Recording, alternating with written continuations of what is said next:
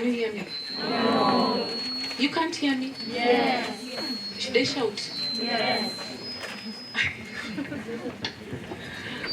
Okay. I'd already introduced myself. How many can remember my name?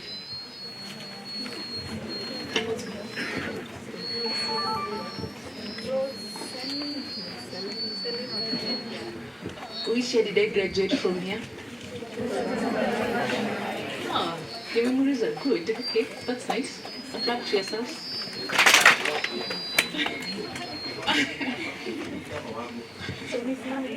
I'm a this lady. I'm privileged to be here once again, to come back and give to the society. And I'm going to be very brief. My topic is a bit related to the first speaker. I'll talk about key elements of effective and efficient study skills. Key elements of effective and efficient study skills.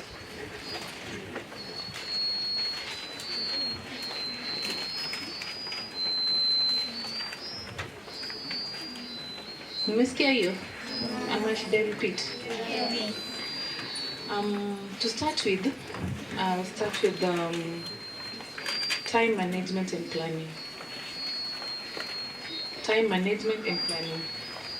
Time is the most powerful asset. If you manage it well, everything will go right. I want to give an example of an autistic child. Do you know what autistic is? Huh? A child that has a disability. That one, an autistic child. An autistic child is a child with a mental disorder. They have some limitation in social interaction and understanding social cues and maybe connecting with other kids in a normal way, like the normal children. But their IQ is very high. You know what IQ is? Huh? Intelligence? Go and research on that. I'm not telling you that. So, an autistic child will wake up in the morning. He knows he needs to brush his teeth, dress up, take tea, put his books in the bag, carry his bag, go up there, wait for the bus, or walk to school or whatever.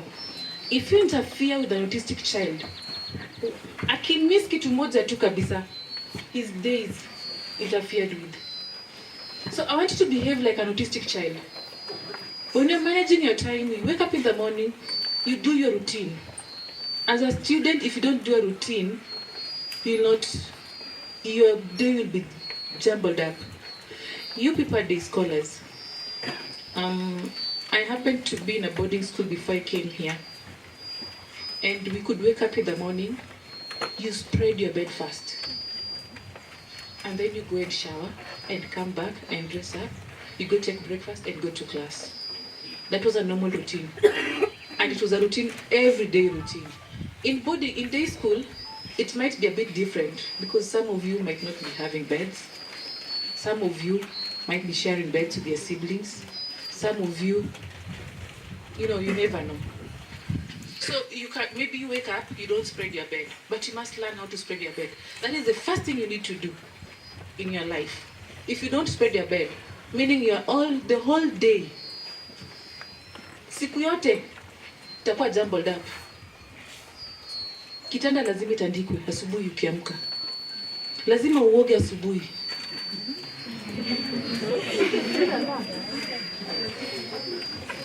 You don't leave your house or your dormitory or wherever you you're going to meet other people na uchafu za jana. Unaosha uchafu za jana na za usiku, unaamka asubuhi kama uko msafi, fresh, and it also make your brain to be it makes you be fresh everywhere. So when you get to class, hautadoze. When you get to class, you'll be attentive. When you get to class, you'll get all the concepts that the teacher is saying.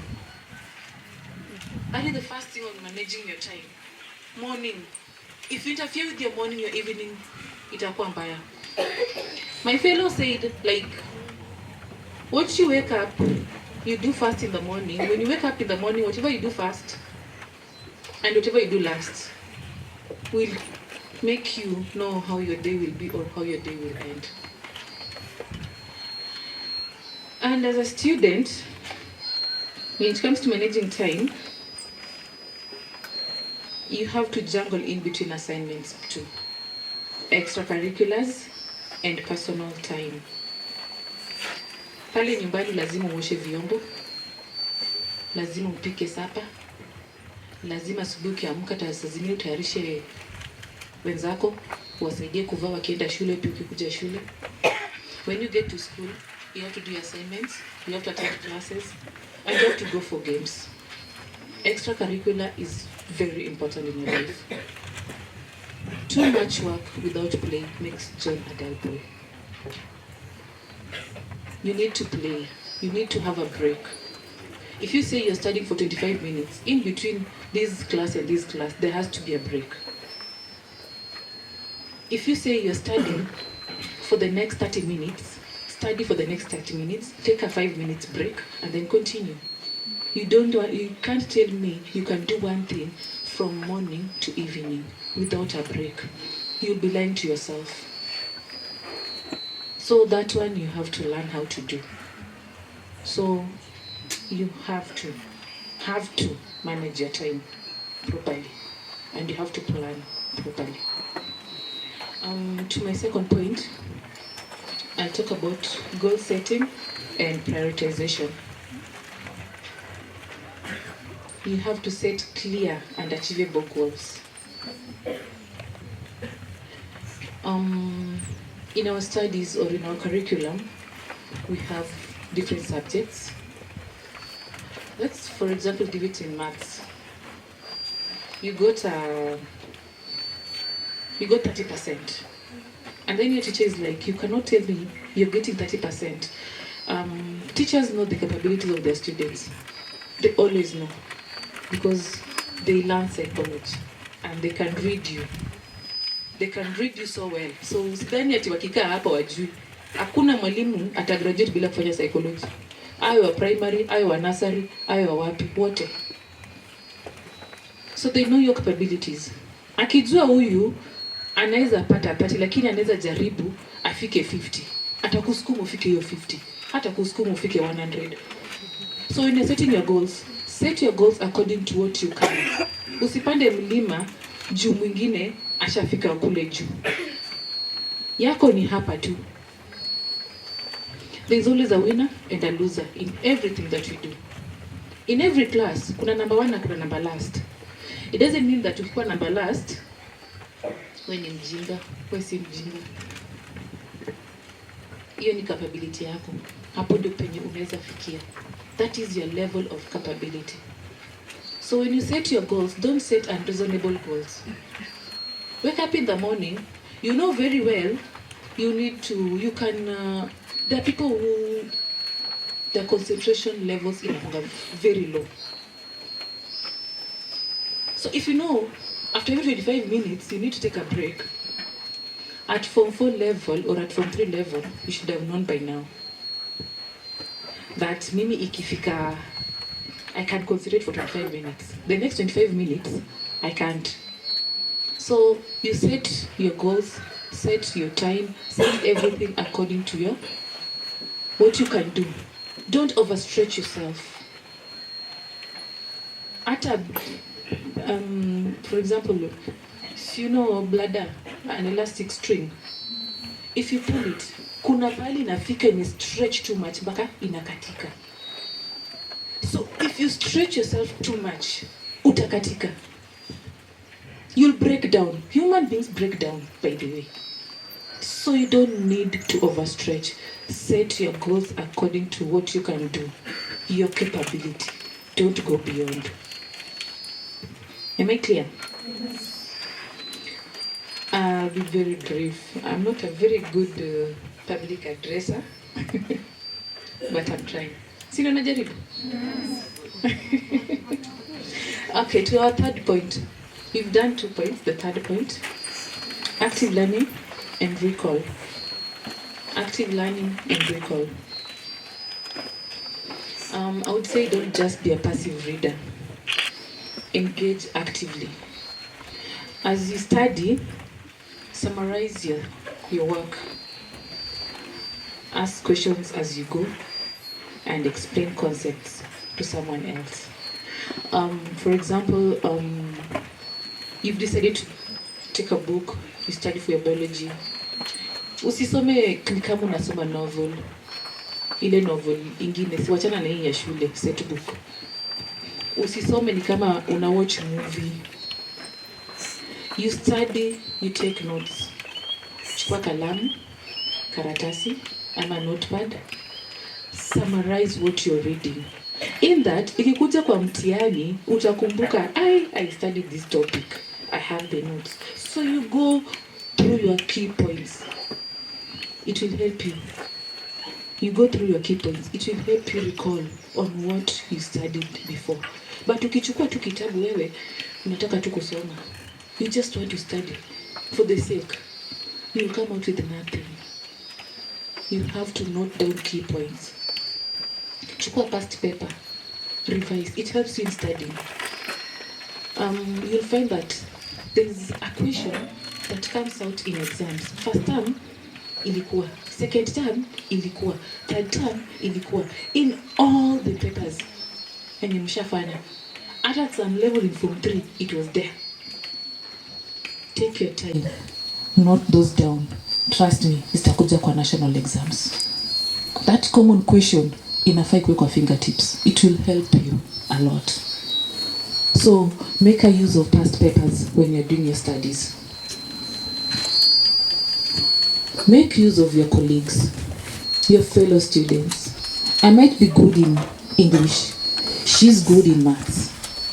We sit down together, form a group, and then we study. Study groups. Are you being taught in the afternoon? Yes. And what time do you leave for games? For 20. For how long? And then you go home or you go back to class and study by yourselves. Yes. That is the right time to get a study group. And if your teachers can understand you well, you can even sit under a tree. You don't even have to be in the classroom. Mnatoka tu nje, mnakuja hata kwa lab, hata pa kwa veranda. Mko watu watano. If it is a serious study group, the teachers will not interfere with you. You just tell them we are having a study group and we are discussing this and this and this. Na hata akikaa hapo, yeye mwenyewe ataona wenyewe watoto wako serious. So, engage your fellow students as you study. Share. You may think you're bright. You don't share. Mimi najua maths. Hata nisipoonyesha, hakuna kenye itanisaidia nayo. Kuna ile swali haujui na ule mwenye anapatanga sina unapata anajua.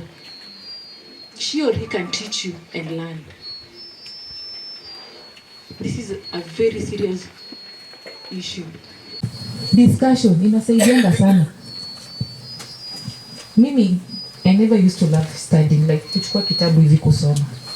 But the discussion groups, ungenipata, because I get information, I note them down, they'll help me later. To my fourth point, effective note-taking.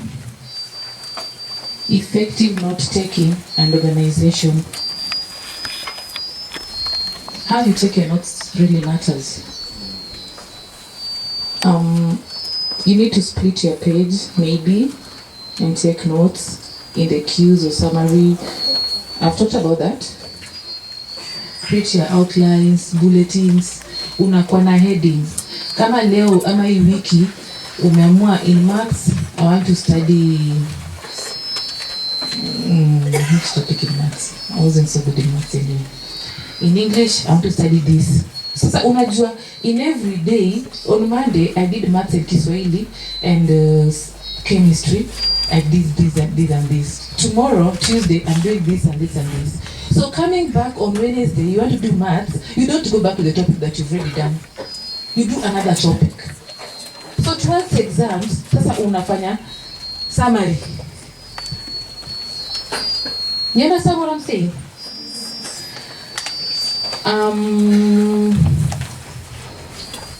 My fifth point is study environment and stress management, which my colleague talked about as well.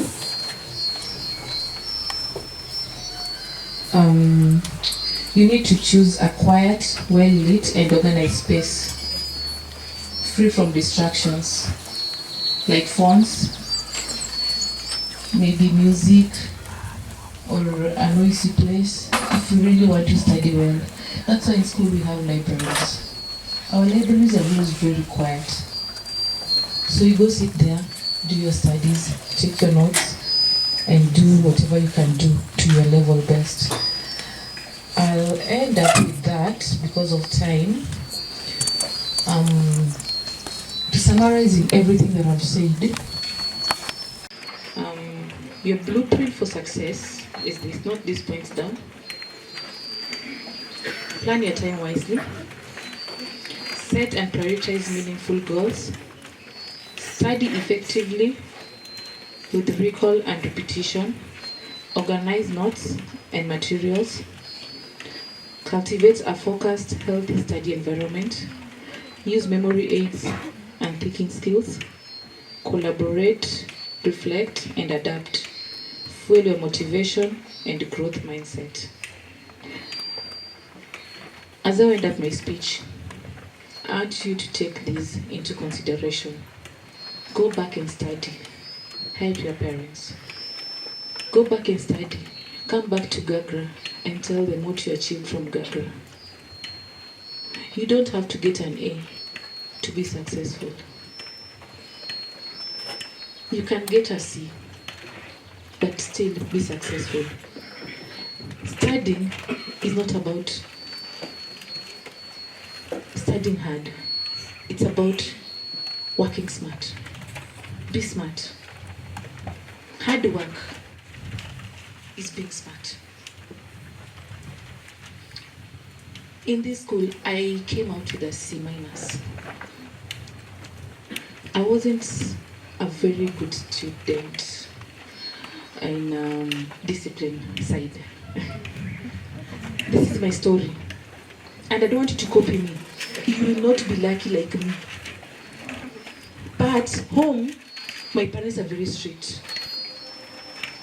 My parents are teachers, very strict. But I had discipline issues in the school. You understand what I'm trying to say? Nilikuwa nasumbua. But when I got out of here and went outside there, ulimwengu ilinifunza. That is why I'm standing here today. And I'm telling you, it starts from here.